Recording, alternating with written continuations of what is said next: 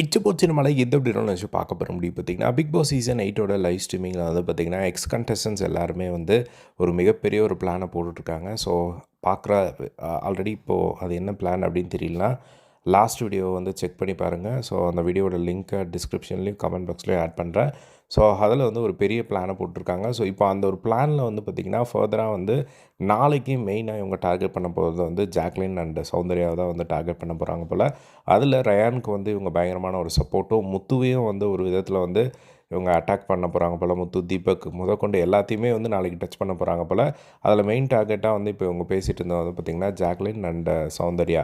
So அதில் வந்து பார்த்திங்கன்னா இப்போ அவங்க என்னென்ன பேசிகிட்டு இருந்தாங்க அப்படின்னா, சௌந்தர்யாவை எப்படி அட்டாக் பண்ண போகிறோம் அப்படின்னு சொல்லிட்டு ரவீந்தர் வந்து ஒரு எக்ஸ்ப்ளனேஷன் கொடுக்குறாரு. ஸோ உன்னால் இவங்கெல்லாம் வந்து வெளியே போயிட்டாங்க அப்படின்னு சொல்லி, உன்னோட பெஸ்ட்டு பிளேயர் அப்படின்னு சொல்லி நான் மஞ்சரி, அதுக்கப்புறம் ஆனந்தி, தர்ஷிகா இவங்க எல்லார் நேமையும் வந்து நான் உள்ளே எடுத்துகிட்டு வருவேன். ஸோ அந்த மாதிரி நான் ஏதோ ஒரு விதத்தில் வந்து ஸ்டார்ட் பண்ணி சௌந்தர்யா வந்து அட்டாக் பண்ண பார்ப்பேன். அதே மாதிரி சாச்சனா உள்ளே வராங்க. சாச்சனா வந்து நானும் வந்து அவங்க ஒரு பாயிண்ட் சொல்கிறாங்க. இந்த மாதிரி நம்ம எல்லாருமே வந்து சௌந்தர்யாவை நாளைக்கு அட்டாக் பண்ணோம் அப்படின்னா அவங்களுக்கு வந்து சிம்பத்தி ஓவராக வந்து க்ரியேட் ஆகும். ஸோ நான் அவங்க வந்தோடனே வந்து அவங்கள நிறைய இடத்துல வந்து நான் எக்ஸ்போஸ் பண்ண ஸ்டார்ட் பண்ணிட்டேன் எப்போவோ.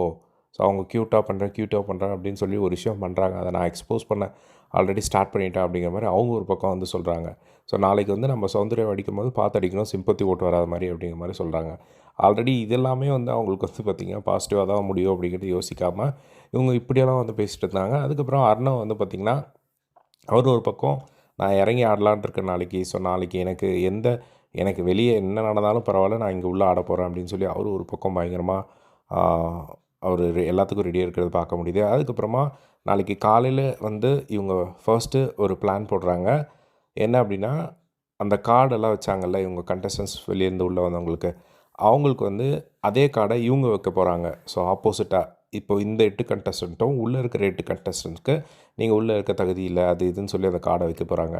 இப்போ இதெல்லாம் வந்து பிக் பாஸ் பார்த்துட்ருப்பாங்கல்ல. ஸோ டீமு இப்போ வந்து காலையில் இப்போ அந்த எக்ஸ் கண்டஸ்டன்ஸ்லேயே ஒருத்தருக்கு டவுட் வந்துச்சு. சரி இப்போ நம்ம இதை பிளான் போடுறோம், நாளைக்கு காலையில் அந்த ஒரு போர்டே வந்து இல்லைனா என்ன பண்ணுறது அப்படின்னும்போது, அப்போனா நாமளே புரிஞ்சுக்க வேண்டியது தான். அப்போ அவங்களுக்கே வந்து இது வேணாம்னு நினைக்கிறாங்க அப்படின்னு சொல்லிட்டு நம்ம பிளான் பிக்கு போயிடுவோம்.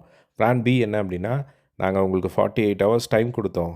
ஆனால் நீங்கள் யாருமே ஒரு சேஞ்சும் காட்டுற மாதிரி இல்லை. இப்போது நாங்கள் உங்கள் எல்லாரை பற்றியும் 8 பேர் பற்றியும் நாங்கள் ஒரு ஜென்யூனான ஒரு ஒப்பீனியன் சொல்ல போகிறோம் அப்படின்னு சொல்லி எல்லாரையுமே உட்கார வச்சு டேரெக்டாக அடிக்கலாம் அப்படிங்கிற மாதிரி இவங்க ஒரு பிளானை போட்டிருக்காங்க.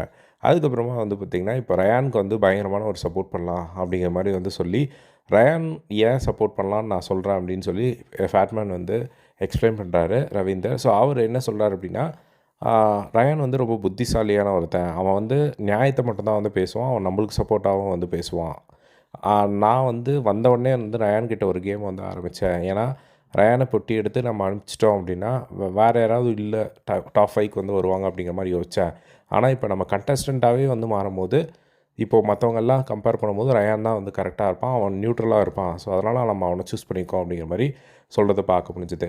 இப்போ நாளைக்கு ஏதாவது ஒரு ரேங்கிங் டாஸ்க்கு இல்லைனா நாமளே ஒன்று வைக்கலாம், இல்லைனா பிக் பாஸே வந்து கொடுத்தாங்க அப்படின்னா, நம்ம கண்ணை மூடி 8 பேரும் சேர்ந்து ரயான் தான் நம்பர் 1 அப்படின்னு அடிப்போம். செகண்ட் பிளேஸ் பவித்ரா கொடுப்போம். ஆட்டோமேட்டிக்காக முத்து வந்து உள்ளே வருவான். முத்து ஒரு சில விஷயங்கள் பேசுவான்.